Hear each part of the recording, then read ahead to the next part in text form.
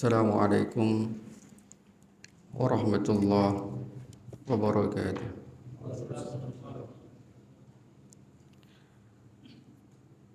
Alhamdulillah nahmaduhu wa nasta'inuhu wa nastaghfiruh wa na'udzu billahi min shururi anfusina wa sayyiati a'malina may yahdihillahu fala mudilla lahu wa may yudlil fala hadiya lahu. Asyhadu an la ilaha illallah wa anna Muhammadan abduhu wa rasuluh. Salatan wa salaman ala nabiyyina Muhammadin wa ala alihi wa sahbihi wa man tabi'ahum bi ihsanin ila yaumil qiyamah, amma ba'd.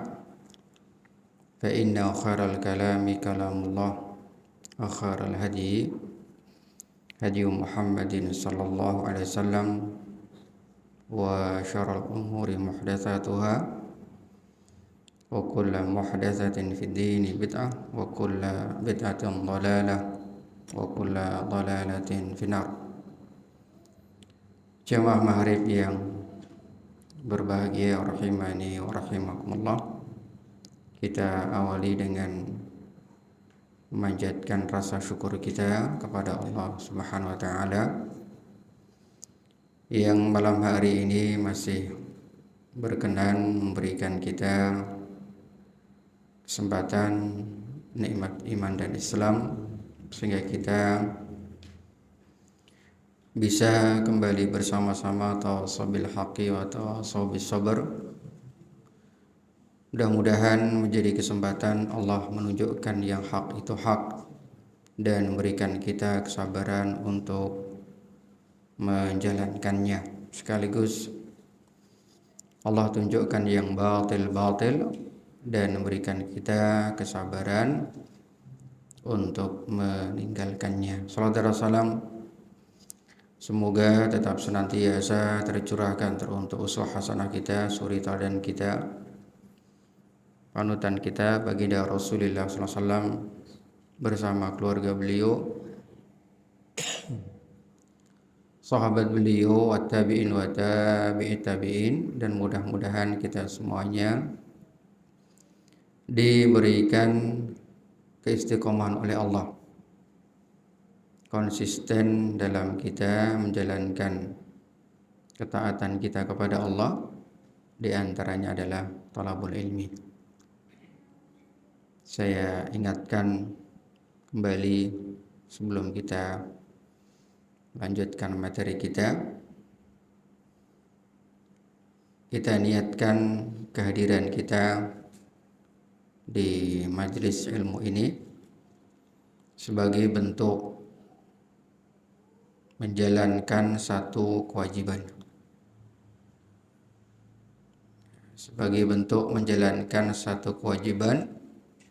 bagi seorang muslim, bukan lagi sunnah apalagi mubah ya, karena hadis Rasulullah SAW yang sangat sudah kita hafal bersama, talabul ilmi fardhatun ala kulli muslimin ya, menuntut ilmu itu fardhah, satu kewajiban, ala kulli muslim, atas setiap seorang muslim. Ini juga berlaku muslimah ya. Dan para ulama menjelaskan ilmu di situ adalah ulum syar'iyyah, ilmu syar'i. Maka mari kita niatkan ya, duduk kita bersama ini ya dalam rangka untuk menjalankan satu kewajiban tersebut. Tidak sekedar sunnah, apalagi daripada di rumah ya nggak ada teman, mending ke masjid bisa ketemu teman ya. Tentu itu niat yang perlu kita jauhkan, perlu kita hindarkan, sehingga ketika kita niat bahwa ini menjalankan satu kewajiban, mudah-mudahan menjadi satu motivasi tersendiri, dorongan tersendiri untuk terus istiqomah. Karena a'zamul karamah yal istiqamah. Ya, a'zamul karamah allati manahallahu li'ibadihi yal karamah. Karamah yang paling besar dan paling berharga yang Allah berikan kepada hamba-hambanya adalah istiqamah. Istiqomah dalam ketaatan. Betapa banyak orang yang berguguran dalam menjalankan ketaatan. Di awalnya semangat, ya. Di awalnya begitu antusias sekali, tapi dengan berjalannya waktu, ya kemudian semangat itu mulai pudar, mulai turun, akhirnya lama-lama meninggalkan ketaatan tersebut. Maka berbahagialah orang yang bisa istiqomah, konsisten dalam menjalankan ketaatan. Dialah insya Allah yang Allah berikan karamah, dan karamah yang terbesar, termahal, dan yang termulia. Maka kita berusaha untuk menguri-uri, menjaga ya karamah tersebut, jangan sampai Allah cabut dalam atau dari pribadi kita. Baik, ikhwan jamaah maghrib yang berbahagia, kita akan lanjutkan pembacaan kitab Tashilul Aqidah Al-Islamiyah. Ya, cara mudah memahami akidah Islamiyah. Sekarang kita menginjak kepada poin yang kedua, poin yang merupakan perkara yang bisa mengurangi kadar tauhid seorang hamba, mengurangi kadar keimanan seorang hamba.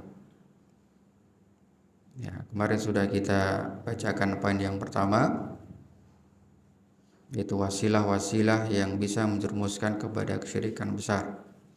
Sudah kita bahas, alhamdulillah. Mudah-mudahan bisa dicatat dan bisa dimurojaah. Perkara yang kedua yang bisa mengurangi kadar tauhid seorang hamba adalah asyirku al-asghar, syirik kecil. Ya, syirik kecil. Ini tidak sampai menyebabkan seorang hamba keluar dari Islam. Ya, orang melakukan syirik kecil, dia tetap dihukumi sebagai seorang muslim. Hanya saja kadar keimanannya berkurang, kadar tauhidnya berkurang. Sebelum kita jelaskan dan kita baca ya pengertian syirik kecil ini, secara garis besar mu'allif rahimahullah dalam bahas syirik kecil ini ya beliau membahas beberapa poin. Ya, secara garis besar dulu. Yang pertama, belum berikan contoh syirik kecil dalam ibadah qalbiyah, kemudian dalam ibadah amaliyah dan ibadah qauliyah. Ini secara garis besar dulu, biar nanti cara berpikirnya bisa sistematis. Ya, syirik kecil yang belum bahas pengertian, kemudian contoh-contoh syirik kecil dalam ibadah qalbiyah yang sifatnya hati. Karena di bab pertama ya sudah kita jelaskan, beliau paparkan jenis-jenis ibadah, ya kan? Ibadah itu secara garis besar dibagi jadi dua, ya kan? Dulu, awal-awal dulu. Ibadah mahdhah dan ibadah ghair mahdhah. Ya. Ibadah mahdhah, ibadah yang menjadi satu jawaban dari pertanyaan firman Allah, wa ma khalaqtul jinna wal insa illa liya'budun. Tidaklah aku ciptakan jin dan manusia kecuali agar mereka beribadah kepadaku. Tidaklah aku ciptakan jin dan manusia kecuali agar mereka beribadah padaku. Tentu kita akan muncul satu pertanyaan. Bagaimana kita ibadah kepada Allah, ya kan? Bagaimana caranya kita beribadah pada Allah? Ya tidak. Nah, kemudian Allah turunkan tata cara atau bentuk beribadah kepada Allah. Maka ini disebut dengan ibadah mahdhah. Ibadah mahdhah ya dijelaskan atau dibagi menjadi ibadah qalbiyah, ada amalul qalb, qaulul qalb, kemudian ibadah badaniyah, maliyah. Yang kemarin sudah kita jelaskan di awal. Nah, beliau kasih contoh atau beberapa bentuk syirik kecil yang berkaitan dengan ibadah qalbiyah ini. Contohnya seperti riya. Nanti beliau jelaskan. Ya, riya. Kemudian beliau kasih contoh juga orang yang beramal. Ya, orang yang beramal tujuannya mengharapkan dunia. Contoh misalkan apa?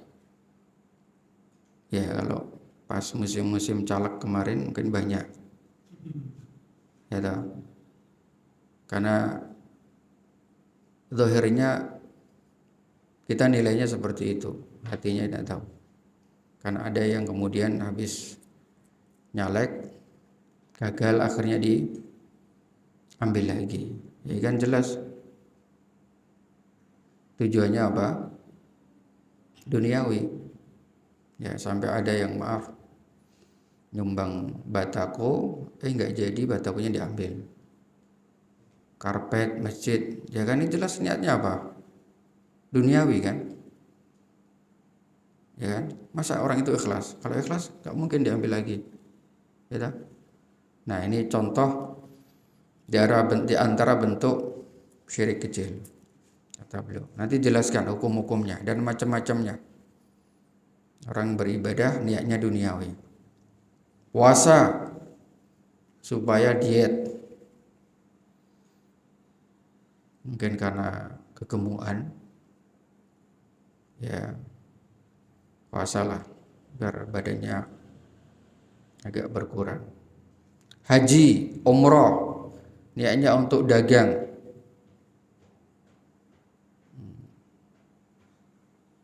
Ya murni misalkan dagang, karena itu kesempatan untuk apa? Untuk berdagang. Dan sejak dulu memang begitu.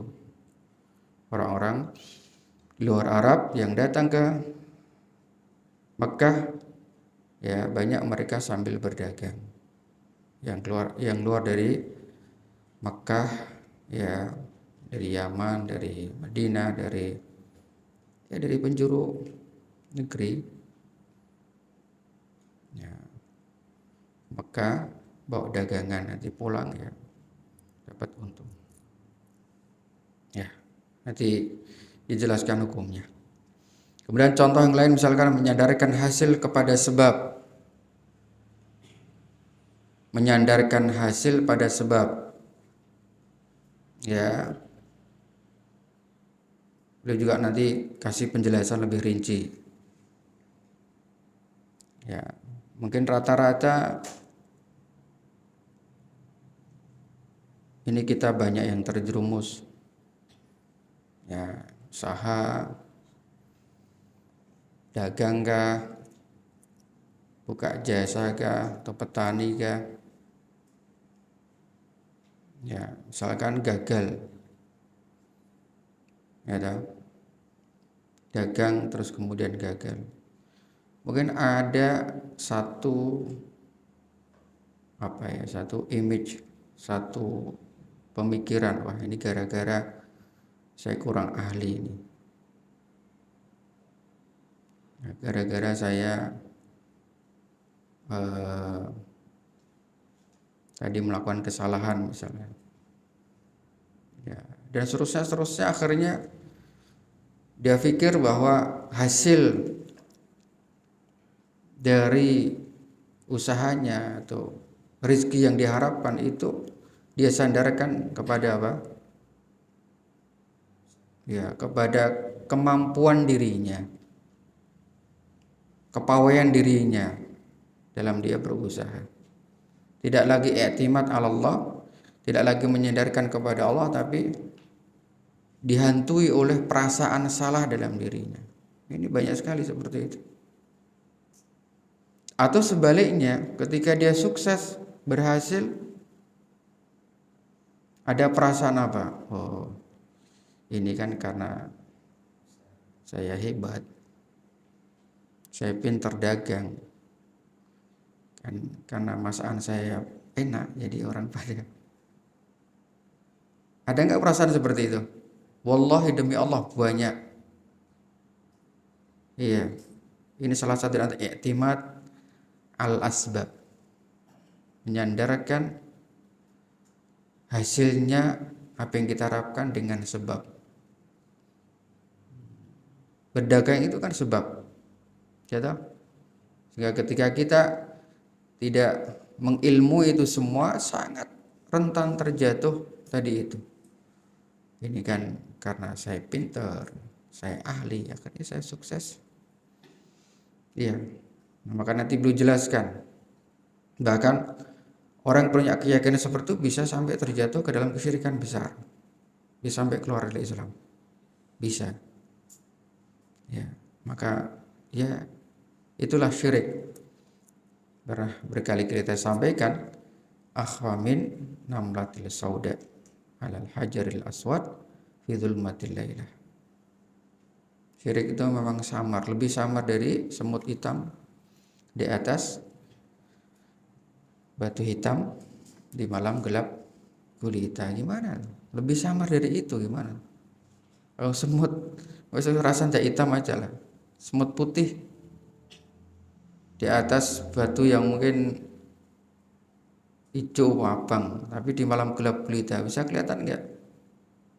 Nggak bisa. Lah ini sudah hitam, batunya hitam di malam gelap gulita, siapa sih yang delok?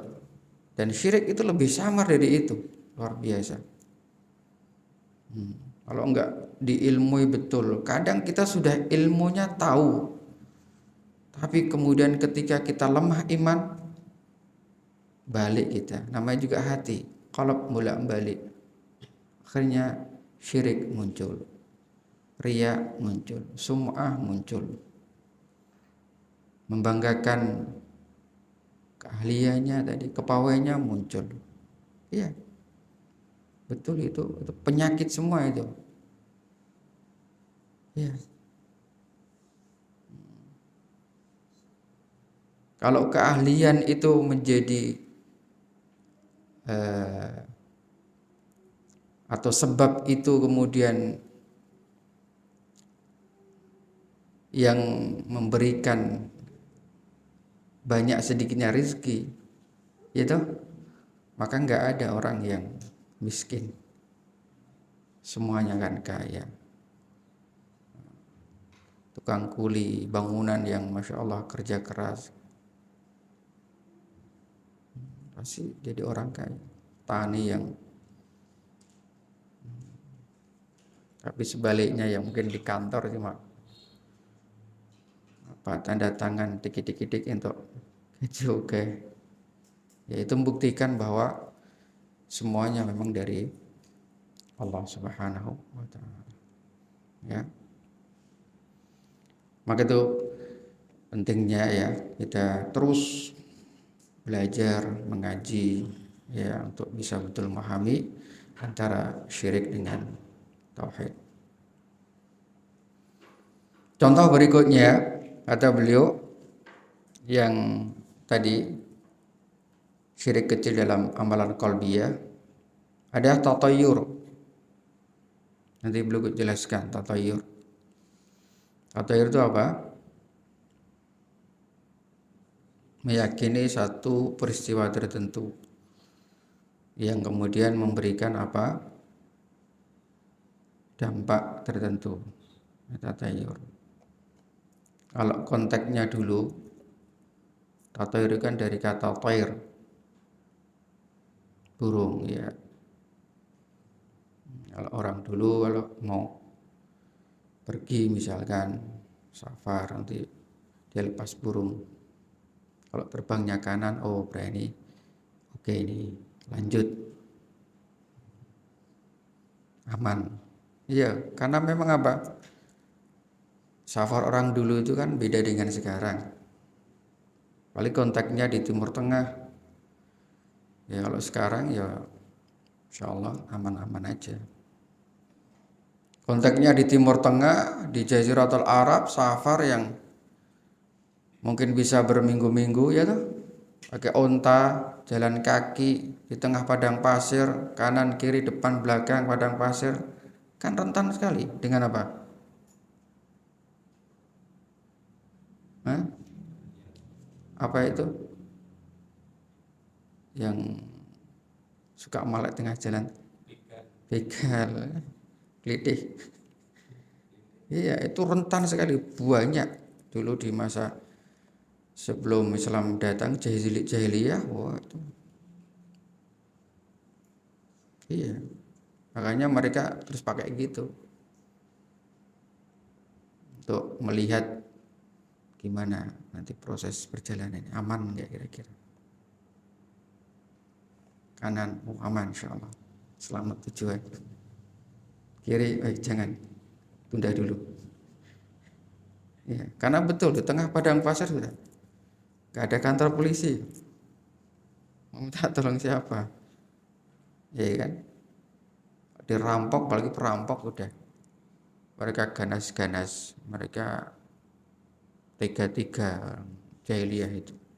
Makanya ada ayat yang turun innama jazaa'ul ladzina yuharibunallaha wa rasulahu wa yas'auna fil ardi fasan ayuqattalu ayusallamu aw tuqatta aydihim wa arjuluhum min khilaf ayunfau minal ardh. Dzalika lahum khizyun fil hayatid dunya wa fil akhirati adzabun adzim. Itu ayat yang menjelaskan akan hukuman orang-orang yang atau pelaku begal. Bisa jadi kan nanti kan macam-macam kalau dalam fikih itu. Begalnya gimana? Kalau begalnya ngambil harta sekaligus membunuh, nanti ada hukuman sendiri. Kalau dia ngambil harta merampas tapi nggak tanpa membunuh, ada sendiri. Ya, atau hanya menakut-nakuti aja, belum sempat ngambil harta, nanti ada lagi. Itu di ayatnya tadi. Ya, maka wajar kalau kemudian mereka yang jahiliyah belum punya agama, untuk menjaga keamanan itu mereka mencoba dengan tatayur itu. Ya. Melihat aman atau tidak. Nah, ulama kemudian menjelaskan tatayur ini kemudian berlaku tidak hanya dengan apa? Burung, apa saja.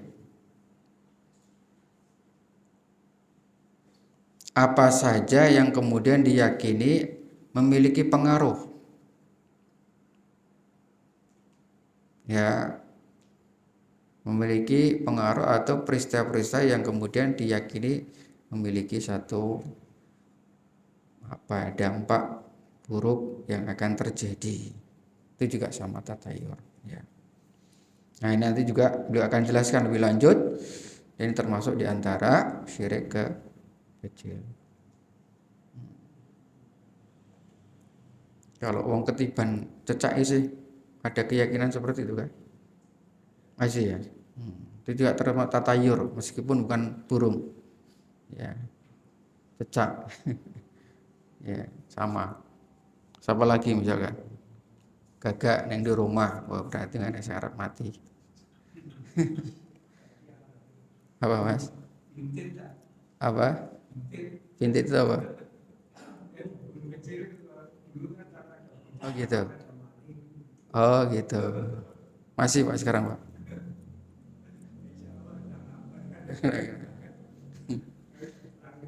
Ya. Ini bisa mengurangi kadar keimanan tauhid seorang hamba. Makanya kan kalau kita paham tentang ibadah qalbiyah yang dulu kita jelaskan, ya, iya kita semakin paham sebenarnya mana yang memang itu bagian dari ibadah, mana yang merupakan bagian kesyirikan. Intinya amal qalbi yang berupa i'tiqad, keyakinan-keyakinan itu semua juga harus didasarkan ilmu. Karena itu ibadah.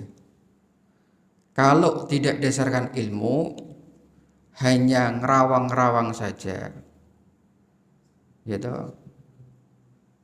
Hanya dia dapatkan dari mungkin keturunan kakek nenek moyangnya, sangat mungkin itu juga bagian dari bentuk kesyirikan.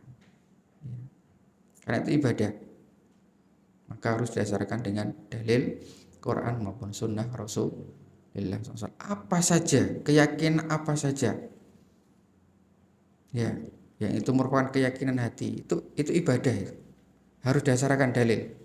Tanpa dalil bisa terjatuh dalam kesyirikan. Contoh misalkan, sampai sekarang saya nggak paham itu. Hari-hari bocah cilik baru bayi lahir itu, kan ada sebagian masyarakat itu taruh di depan rumah kayak lampu, itu apa niatnya? Apa keyakinan itu? Apa mas? Saya juga nggak paham itu. Tapi kan masih ada tuh. Iya. Lah itu termasuk apa kayak? Itu kan harus punya dalil. Saya juga tanya sampai sekarang nggak ketemu itu. Apa maksudnya di kayak lampu berhari-hari? Pasti kan punya keyakinan, ya tak? Masa nggak ada keyakinannya gitu aja? Tapi apa ya mas? Pentingin padang ya mungkin. Pasti punya keyakinan. Nah keyakinan itu ibadah, termasuk amalul qalb atau qaulul qalb, maaf. Qaul itu qaul ya, ucapan hati, kan itu ya keyakinan. Ya, itu semua bagian ibadah dan harus ada dalilnya. Ya kan, agama berdalil. Ada dalil bukan termasuk dari agama kita. Kemudian yang kedua, itu sebagian contoh tadi ya, kesyirik dalam masalah qalbiyah. Ada riya, ibadah mengharapkan dunia, terus menyandarkan hasil kepada sebab, terus tadi apa? Tatayur. Sebenarnya masih banyak, cuma belum ngasih beberapa contoh gitu aja. Ya, sebagian contoh aja. Terus kemudian contoh syirik dalam ibadah amaliyah. Boleh kasih contoh misalkan apa? Ruqyah. Ruqyah tapi yang syirkiyah. Nanti belum jelaskan juga ruqyah. Benar, ruqyah yang syariah seperti apa? Ini juga berkembang kan ruqyah ini, ya enggak? Di YouTube saya nggak tahu tuh ada orang Timur Tengah ya pakai masukkan di lidah, ya. Terus perempuan juga, jadi ya pakai kaos tangan sih, ya itu perlu dikaji, ya tak? Dari mana itu? Timur Tengah mana itu? Iran. Iya, insya Allah. Dan langsung sembuh total tuh. Ya Allah, ukhruj. Allahu la ilaha wal hayyul qayyum. Ya. Ya, campur jadi satu lagi perempuan. Ya. Nanti memang ada ruqyah syariah, ada ruqyah yang memang syirkiyah, termasuk syirik. Ya. Mengeluarkan setan jin dari tubuh. Ada yang memang syirik nanti. Kemudian contoh yang lain misalkan tamimah. Ya. Yang berutak amaliyah tamimah. Tamimah itu apa? Jimat, talak bala, ya. Pager nek omah ya pager dipageri. Pager gaib, nggak kelihatan. Bukan pager bambu. Kalau dulu anak kecil di masa jahiliyah biar nggak kena penyakit ain atau sihir di apa? Digantungi tangannya atau lehernya gitu. Ya, nanti di jimat-jimat, pokoknya tinggal talak balak lah, ya. Tuh. Masih sekarang ya kayaknya ya. Masih ya, sebagian masyarakat saya yakin masih. Itu juga termasuk bentuk syirik dalam amalia. Kemudian tiwalah juga. Ya ini bentuk-bentuk sihir lah. Tiwalah itu apa? Pelet. Melet orang. Apa itu maksudnya? Cinta ditolak, dukun bertindak. Ya, itu termasuk syirikan ya. Ya, nanti belum jelaskan juga mana letak syiriknya besar, syirik kecil dalam pelet itu ya. Apalagi zaman seperti ini. Ya tahu. Masya Allah luar biasa. Dukun tuh Masya Allah banyak banget. Makanya terus kemudian apa? Ada apa itu? Persatuan dukun Nusantara itu. Ya, ingin minta diakui oleh negara, insya Allah. Ada itu perusak akidah dan kalau dibilang dukun nggak mau terus ganti namanya. Orang pintar. Ini istilahnya orang yang data, orang yang bodoh. Ya, tentu itu juga menjadi PR kita bersama ya. Sekarang dukun tuh nggak seperti dulu. Kalau dukun seperti dulu, compang-camping gitu kan. Compang-camping, gembel. Sekarang dukun itu pakai dasi, pakai sepatu melicis. Ya, dukun. Yang sedang viral itu kabarnya para dukun. Yang sedang viral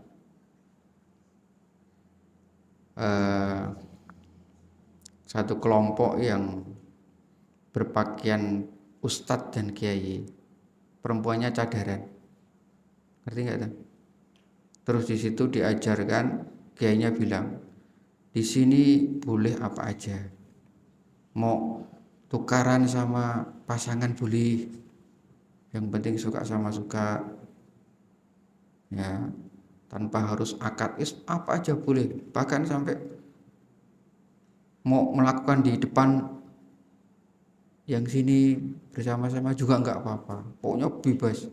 Itu pakaiannya yang ngomong itu pakai jubah, pakai persis kayak kiai, iya. Yang perempuannya cadaran semua, iya. Ini viral, dapat mas. Nah, sekarang berviral, itu ternyata beritanya dukun semua, iya. Dukun semua dan punya ilmu hitam itu, dengar. Iya. Ya kalau orang awam kan yang jelas mudah tertipu dan seperti itu. Lihatnya Masya Allah kiai, ulama, ustadz, tapi ternyata dukun. Ya, itulah tantangan kita. Ya, tiwalah, ya pelet yang bisa meluluhkan hati seorang wanita atau orang yang diinginkannya. Kemudian ibadah qauliyah, bentuk syirik dalam bentuk ibadah qauliyah. Ini contoh aja, beberapa contoh ya. Jadi tidak semuanya, kalau semuanya banyak.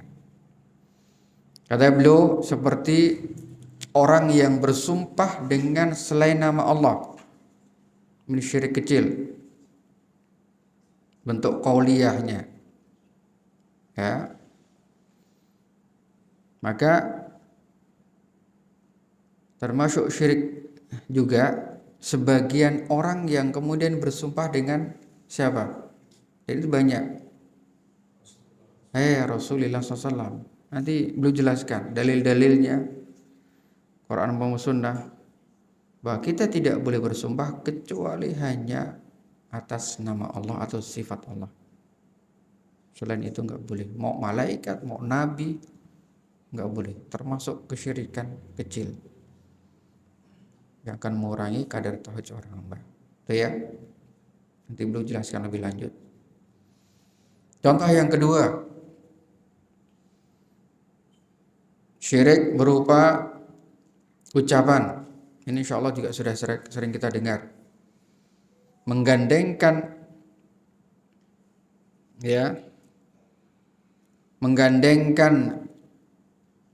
karunia Allah dengan apa? Karunia Allah dengan usaha seorang hamba. Ini syirik. Bahaya. Contoh misalkan ketika seorang berhasil dalam usahanya, ya, sukses dagang, terus kemudian ada orang yang bilang, wah keren loh, ini berkat usaha kegigihan Anda. Ya, kalau seandainya itu hanya tadi iktimat dia dasarkan, digantungkan hanya usaha manusia, bisa terjatuh dalam kesyirikan besar. Tapi kalau kemudian dibarengkan dengan karunia Allah, maka itu syirik kecil. Misalkan, wah elok, sukses bro, misalkan, berkat ya karunia Allah dan ketelatenane Anda, kesungguhan Anda. Kata dan menyamakan karunia Allah dan disejajarkan dengan usaha ketelatenan dia, ini bentuk kesyirikan. Syirik kecil berupa apa? Ucapan. Lalu yang benar gimana? Ya, summa kemudian. Insyaallah ini juga sudah sering kita dengar ya. Maka hati-hati betul. Kan sering tahu kita, wah ini sukses wae, jan kowe top tenan Mas. Gara-gara mau bengi kowe misalkan begadang lomba untuk lomba apa. Itu hati-hati betul. Sepele tapi itu maknanya ada satu kaitannya dengan tauhid yang luar biasa. Ya. Maka bagi seorang muslim ya tidak layak untuk kemudian apa? Menyandarkan hasilnya kepada usaha. Semua sadarkan kepada Allah. Kalau Allah nggak izinkan, wallahi nggak akan bisa.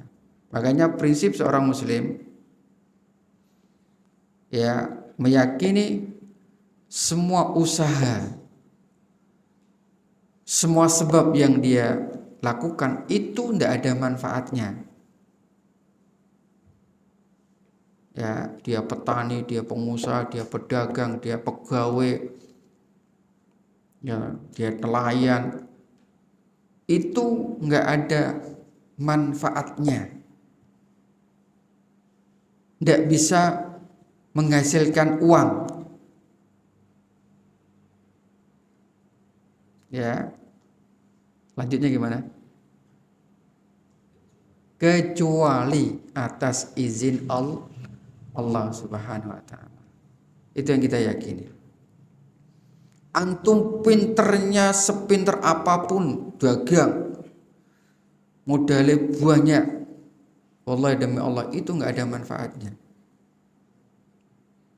Nggak ada manfaatnya dalam antum mendapatkan rezeki kecuali atas izin Allah. Kalau Allah mengizinkan antum dapat rezeki, untung.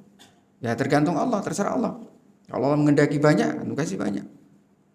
Kalau Allah tidak mengizinkan, sampai kita mengisirkan balik jungkir, sepinter apapun, secerdas apapun, sebanyak apapun modal kita dalam kita usaha, kalau Allah nggak mengizinkan, tidak akan pernah berhasil. Tidak akan pernah kita dapatkan apa yang kita ingin. Itu menjadi prinsip. Itu yang benar seperti itu. Akidah yang benar seperti itu. Apa saja, ya, kita sandarkan, kita gantungkan, hasil itu Allah. Ya, tugas kita memang ikhtiar dan berdoa. Tapi tetap berhasil dan tidaknya atas izin Allah Subhanahu wa taala. Min akidah, prinsip. Maka jangan sampai ada ketergantungan sedikit. Sudah, kalaupun misalkan nggak berhasil, qadarallah syaa ma fa'al, kan gitu. Antum sudah sudah maksimal kok dilalai, ya sudah, Allah takdirkan, belum. Ada nggak mungkin orang yang dia secara usaha atau secara sebab mungkin nggak optimal, biasa-biasa, tapi hasilnya banyak. Ada nggak seperti itu? Banyak. Ya itulah, sekali itulah semua ada atas kehendak Allah. Orang yang biasa aja, usahanya juga ya enggak ngempet banget, enggak. Tapi ternyata Masya Allah. Nah, itu. Maka prinsip seorang mukmin betul-betul menggantungkan pada Allah. Jangan sampai kita menggantungkan usaha kita. Ya, jangan sampai menggantungkan pada ikhtiar kita. Kita serahkan. Makanya kalau berhasil, Masya Allah, akhi. Top chair, akhi. Ini semua berkat Allah. Ya, kemudian kan berarti di bawahnya. Kemudian itu di bawahnya. Dalam bahasa Arab itu namanya takkib, setelah. Itu namanya huruf ataf, ya. Ada fa, ada tsumma. Tsumma itu derajatnya di bawah. Allah dulu, Allah yang menentukan, gitu kan? Ya, baru kemudian ikhtiar Anda. Allah dulu yang menentukan. Kita bisa ikhtiar juga kehendak Allah. Kalau Allah nggak ngendaki, kita nggak mungkin bisa ikhtiar, ya tidak? Kita sudah semalam merancang, besok kita mau ke pasar misalnya, dihitung habis orang peralatan dadak bunga usap 100% siap. Tidaklah sesuk apa? Misalnya aja Allah nggak mengendaki. Ya, keluar rumah, kata Allah, kesandung watu sidik. Jelungup, akhirnya masuk rumah sakit. Jadi ke pasar enggak? Ya, itulah. Karena Allah tidak mengendaki. Ya, meskipun kita sudah. Baik. Yang terakhir, minta hujan kepada bintang-bintang tertentu. Ya, dengan ucapan-ucapan, ya. Ya. Ini baru contoh-contoh, ya. Insyaallah di pertemuan yang akan datang akan kita bahas satu persatu dari contoh-contoh yang dinukilkan oleh al-muallif rahimahullah. Jadi ini yang dibahas beliau, paham ya? Dalam buku tersebut secara garis besar riya, pengertian riya, kemudian beliau ngasih contoh riya dalam ibadah qalbiyah, kemudian ibadah amaliyah, dan ibadah qauliyah dengan contoh-contoh yang beliau sebutkan tadi. Insya Allah besok kita bisa baca rinci dari contoh-contoh tersebut. Karena memang ada yang bisa syirik besar, bisa kecil, ya, maka beliau jelaskan lebih rinci. Demikian yang bisa kita sampaikan. Mudah-mudahan Allah berikan kita istiqomah terus untuk thalabul ilmi. Ya, ini karomah yang harus kita uri-uri. Saya lihat memang semakin hari semakin ada yang berguguran, ya. Yang awalnya rutin semakin. Karena sekali lagi itu karunia karomah Allah yang paling mulia. Subhanakallahumma bihamdika asyhadu an la ilaha illa anta astaghfiruka wa atubu ilaik. Assalamualaikum warahmatullahi wabarakatuh.